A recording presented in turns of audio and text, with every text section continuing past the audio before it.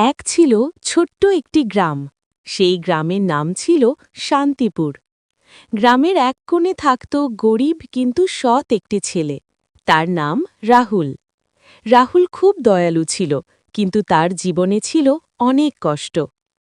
একদিন সকালে রাহুল জঙ্গলের পথে কাঠ কুড়াতে গেল। হঠাৎ সে দেখল একটি সাদা পায়রা কাঁটা ঝোপে আটকে কষ্ট পাচ্ছে। পায়রাটি উড়তে পারছে না।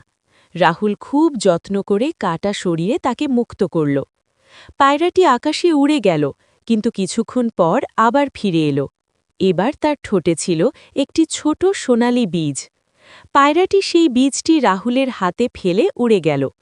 রাহুল অবাক হয়ে বীজটি বাড়ির উঠোনে পুঁতে দিল। কয়েকদিনের মধ্যেই সেখানে একটি আশ্চর্য গাছ জন্মাল। গাছটিতে ধরল ঝকঝকে সোনার ফল। রাহুল বুঝল এটি কোনো সাধারণ পায়রা নয়, এটি একটি জাদু পায়রা। রাহুল লোভ না করে প্রতিদিন একটি করে ফল বিক্রি করত। সেই টাকায় সে নিজের সংসার চালাত এবং গ্রামের গরিব মানুষদের সাহায্য করত। কিন্তু গ্রামের এক লোভী জমিদার এই খবর শুনে রাতে গাছটি কেটে নিতে এলো। ঠিক তখনই আকাশ থেকে সেই জাদু পায়রা নেমে এলো। পায়রাটি হঠাৎ বিশাল আকার ধারণ করল। তার ডানায় ঝড় উঠল। জমিদার ভয়ে পালিয়ে গেল।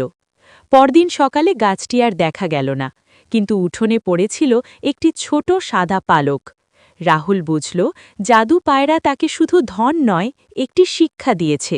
লোভ নয়, দয়া আর সততাই জীবনের আসল জাদু।